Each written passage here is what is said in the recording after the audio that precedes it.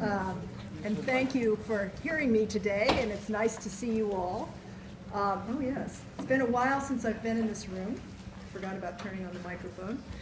Chairman Taylor and Commissioner, nice to see you all. And I will not speak long, but as most of you know, I have been a strong advocate for civic engagement and civic education all my professional career.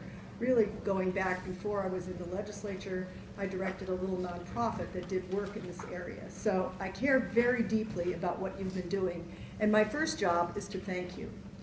We have made enormous progress over the last year in terms of getting social studies and civic education back on the educational agenda. And we've come a long way, and the last time I spoke to you, I think, was in 2013. And at that time, this framework was waiting to be heard, needed some work.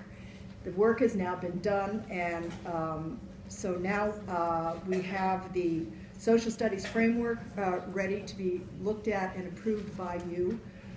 And you have before you, I think, the work of many, many Connecticut teachers, people who have thought long and hard about what we need to do in civic education.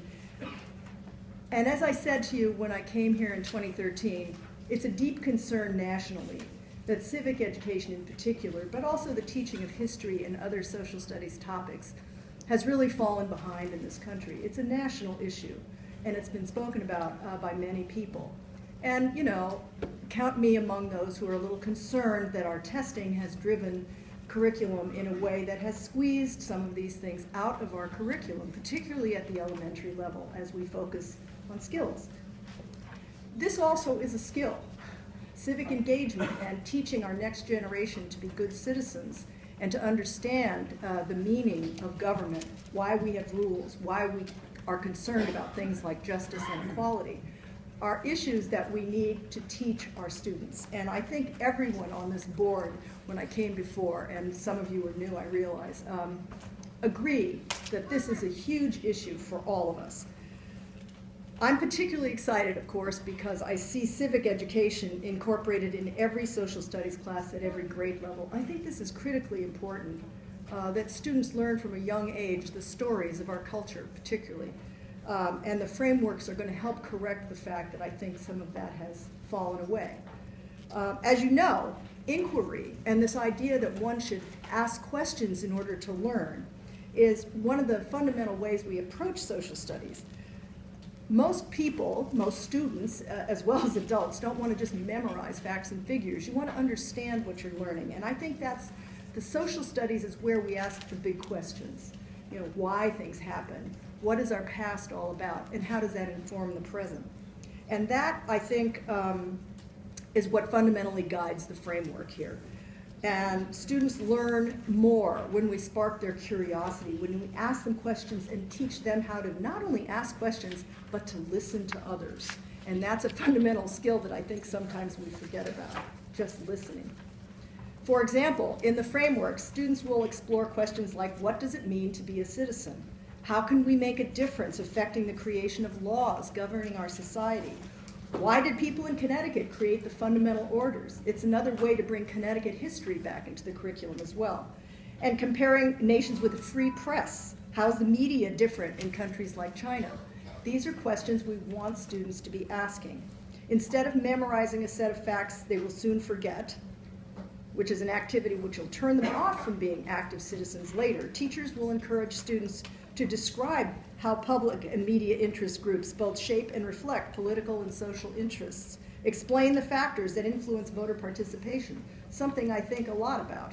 And I think if you look around and you see the rates of voter participation, which are dropping, we have to ask ourselves what we're transmitting to the next generation about the duties of citizenship and what their place is in that system. Let's also remember what these frameworks are not. And as usual, you know, people ask these questions. You know, whenever you teach about history, you get some controversy, like whose history and who's going to be teaching it and what are we teaching it.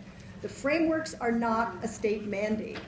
You know, in Connecticut, for better or for worse, we allow the districts great latitude in the actual subject matter of what they teach. They are guidance. I think that districts are asking for guidance on at least broad topic areas and how to approach these topics. They are not an effort to take over education from the national level. I can't help but say that because it gets said out there on the internet and other places. It's the work of hundreds of dedicated Connecticut teachers, some of whom are here today and can tell you a lot more than that you might want to know about what's in the frameworks.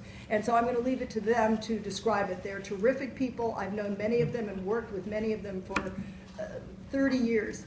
And they're very dedicated and experienced people. They've worked with teachers all over the states in putting this together. So this is not something that's being handed down from anyone.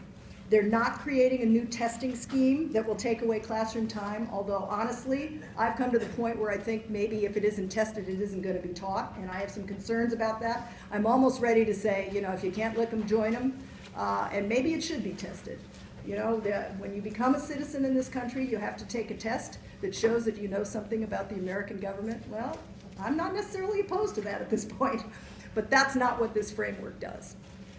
And they do not sacrifice content for inquiry. I have seen some comments about that, again, on the internet mostly.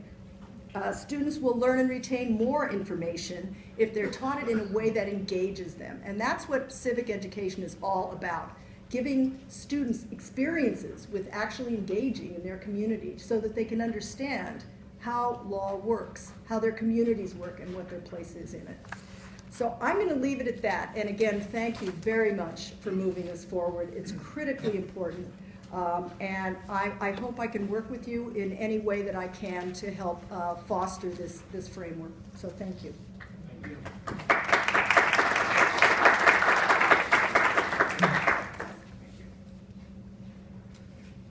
Okay, great. Thank you.